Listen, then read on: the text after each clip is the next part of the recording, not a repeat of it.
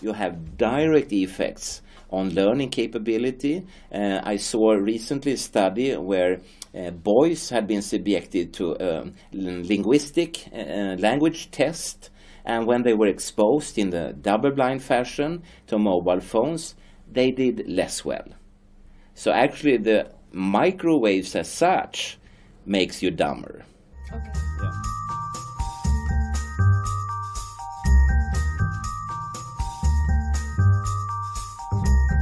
Cancer is an issue, that's for sure, but the real big issue is allergy, asthma, and other oversensitivities. When I was a kid, it was extremely rare to find a child with any form of allergy. Today, more than 50% of children in Sweden, up to the age of 14, are allergic asthmatic. And when you allow the key cell for asthma and allergy, the so-called mast cell in your body, to be exposed for levels of microwaves from mobile phones that you are supposed to withstand, they react as if they would have met pollen, nickel, or some other allergen. Oh yes, it has been published in many times. And also there is a Japanese scientist who has shown that you have an eczema, and you expose to eczema from mobile telephones, it gets worse. Okay. Yes. So you see, there are so many pieces in this jigsaw puzzle. I know, but and the funny thing is that, or maybe not even funny, the scary fact is that it is in the public domain. Anyone can download this information, and after this video they will of course know. When the mobile phone is in standby, it's not as would we say it's not as dangerous as when it is being used? Well, you don't know that because in standby, the most modern telephones will just send single signals. If it's really standby, it's not moving around. You don't have it in your car or anything like that, but it's just lying on the table, for instance. And if we sort of just make an image and say that each time it sends a signal, you get bitten by a poisonous snake, will you die the first time or the 1000th time? Well, you will die the first time. So the impact on the biological system could be very bad already at the beginning. And there are studies, for instance, on the blood-brain barrier leakage, where the rats were exposed for 1 minute. Not 1 year or anything like that, 1 minute. And at a very low exposure level compared to what you and I should stand. And they got this dramatic leakage of the blood-brain barrier. So it seems that 1 bite could be enough, you know. Yes. Okay. And I think there's a misconception that always more is worst. For some effects, like the DNA fragmentization, then you have a cumulative effect, meaning the more you're exposed, the worse it gets.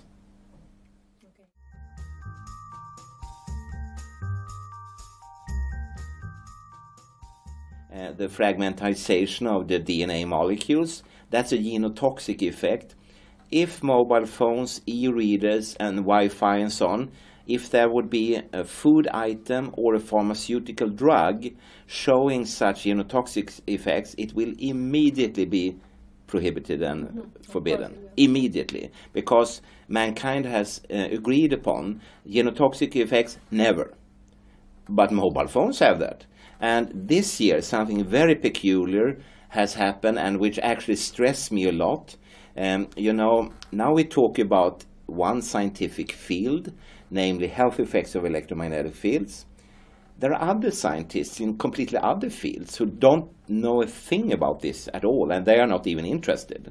And one such field is the repairment of DNA molecules after damage. How could we do that? And such scientists, they then damage DNA and then repair it using various molecules such as melatonin, for instance. But first they must damage their test DNA molecules, and generally they use some harsh chemical, but it's really very harsh treatment. It's not so delicate. And therefore they have looked for years for sort of a non-invasive surgical knife that could non-invasively destroy DNA. And they looked around in society and, they found an item that is ideal, namely mobile phones. So they have this year published a paper which is about repairment of DNA using melatonin, and then you start to read, and aha, they damaged the DNA using a mobile phone, a genotoxic effect, which society says, no, it doesn't exist. And in the laboratories around the world, it's used as a surgical knife nowadays, you know. Okay, so it's being used for that. Yeah, and that is dramatic, and I understand the insurance companies that they don't want to touch this at all, you know. This genotoxical effect, yeah. How can they be translated into disease, normal disease, so that people could understand what we are saying? Of course. You know, if you have genotoxic effects, alterations at the DNA level, that could lead to, for instance, that vital cells in the immune system suddenly doesn't work, and suddenly sort of a normal disease like a flu could suddenly be very, very deleterious and be very hazardous to mankind. And it could ruin the whole immune system, and not only in us, but in animals and plants, bacteria and so on, you know. And somewhere it could be a dramatic effect. And right now, for instance, people are very afraid of the reduction in insects worldwide, especially the pollinating insects. And they don't know why it's like that. It could be a virus, bacteria, parasite, and so on. But maybe it could be electromagnetic fields from mobile telephony. Yeah, and that is a threat to all the flora, right? Exactly, yeah. And in Sweden there was recently a debate, and someone said then, if there would be such an impact on pollination, meaning that we don't have more food, we will still have food for several years.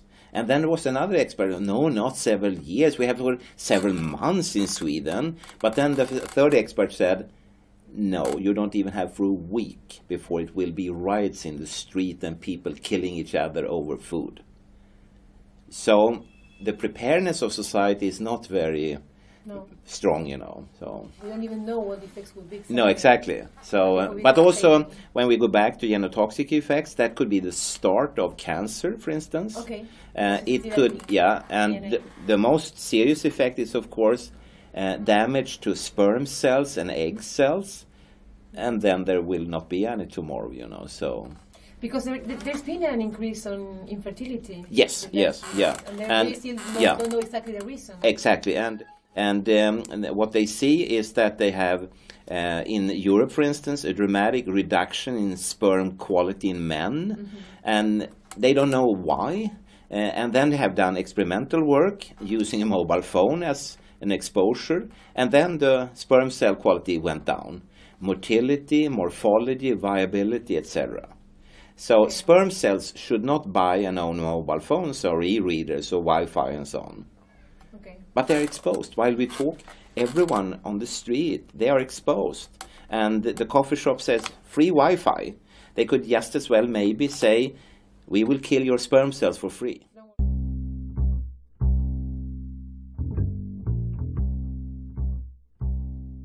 You know, nowadays, there are thousands and thousands and thousands of publications, and if anyone would like to sort of just feel their way through some of them, they could look, for instance, at a report called the Bioinitiative Report, which is a very short summary of approximately 4,000 publications, all pointing to that this is not a good thing to expose people to. Can you repeat the name, please? The Bioinitiative Report, and it's found on the internet, so you can Google it. And 4,000 publications, and I don't quite remember now the number of pages. I think the report is in the order of 1,400 pages or something like that. So it takes a while to read it, but just by holding it in your hand, you realize that, wow, authorities says there is no data, there is no research, and suddenly you hold kilograms of paper in your hand, you know, it's heavy. And it's just the tip of an iceberg. If you want to dig deeper, there is more and more and more. And while we are talking, I'm sure that new papers are published. And for instance, when I go away somewhere in the world and I'm away for a day, just a day, when I get back, often there is 1 or 2 or 3 papers more, you know. It's very quick development in knowledge. And as I say, unfortunately, it points in the very same direction. Okay. And you know, don't be fooled about the fact that you will find a lot of publications that doesn't show any effect. You cannot use them as weights. You cannot balance these. And just to make an easy image, if we fill this room with harmless snakes, but we put 1 poisonous cobra in here, I promise you, you will not stay here. No. 1 report is enough to change the behavior of mankind, you know.